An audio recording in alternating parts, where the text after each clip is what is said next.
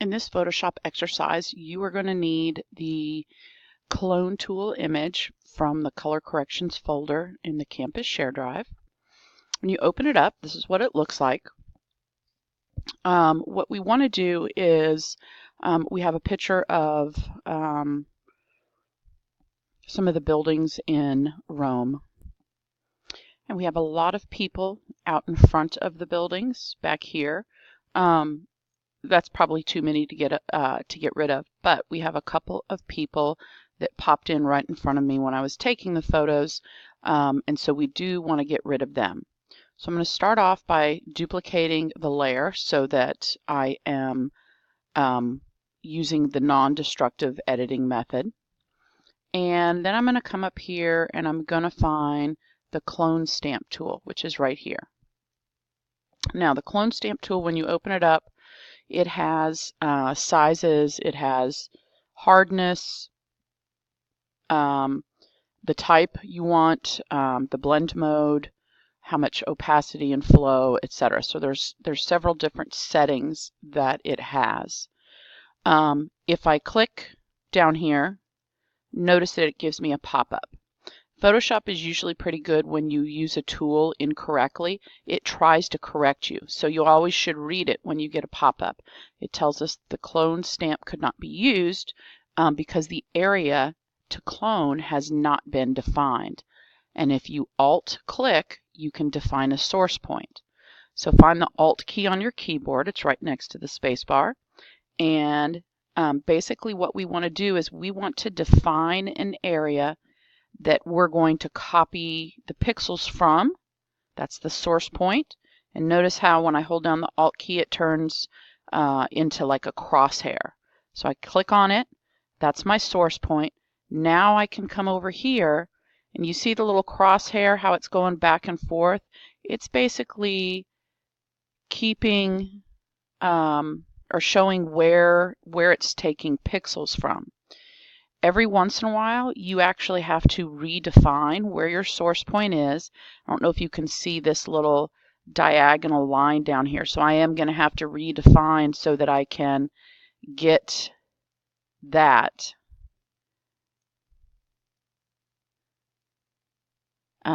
And every once in a while, like up here, there's someone in the way, and I am going to have to redefine so that I don't get them as I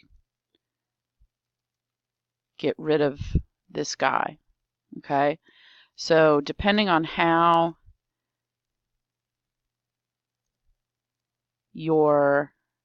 big your area is, see, I just copied over it. So you just got to keep looking at the source point.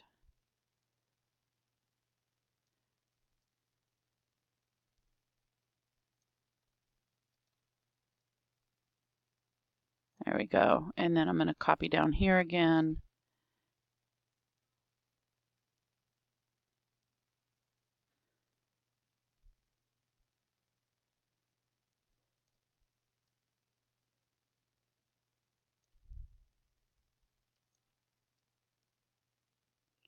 And then when I get to this line here, I'm going to copy from there, and I am, oops, try that one more time. I'm going to keep that little crease in the sidewalk as I get closer to the edge of the image. There we go. And one more little one here. There. Okay, now when I got rid of him, he was blocking one of these pillars right here. And I want to go ahead and keep that pillar there, or put the pillar back, even though we didn't see it, only because it keeps, if you can see, they're all equally spaced, and now we have one that's completely missing. And we're going to do that by using the patch tool. Now right up here we have several tools, and patch tool is docked in the middle of it. So I'm going to choose that, and notice how your options up here change. You have the ability to do a new selection, add to, subtract from, just like the selection tools. You can choose normal, content aware, and then you have source and destination. So I'm going to click on source first, and I'm simply going to make a little selection around that guy. And if I move it, you can see that that is getting source from wherever I move it to. Okay, so if I wanted to get rid of it, then I could use that, but I don't want to get rid of it. I actually want to duplicate it. So I'm going to choose destination, and I am going to select this little pillar again, and now I'm going to move it, and I'm going to position it in between the two that are there.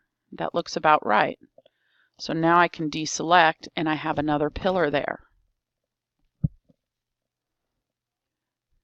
Then I have one more that I that I want to use, and that is going to be the Content Aware Move tool. And it is docked at the bottom of the patch tool right here, just below it. Now, I have those same abilities to select and add to selections. I have different modes, whether it's move or extend, the structure, and the color. So I'm going to choose extend, and I want to make a selection to the right of this man because I want to get rid of him next.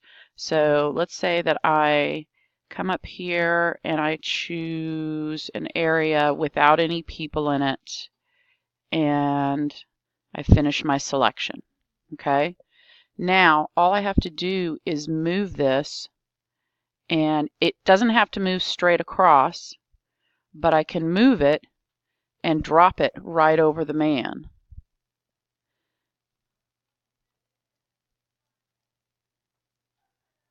Whoops, that's not what I meant.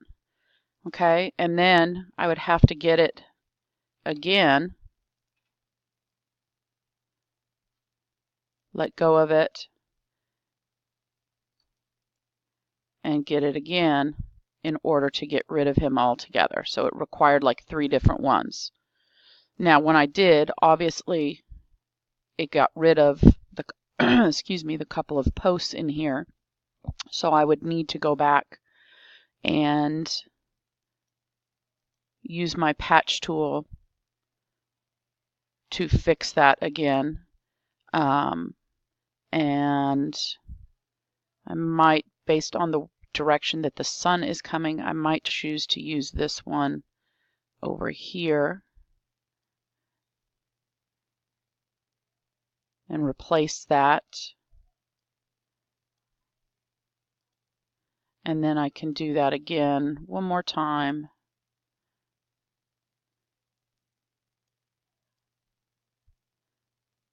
To replace the one there.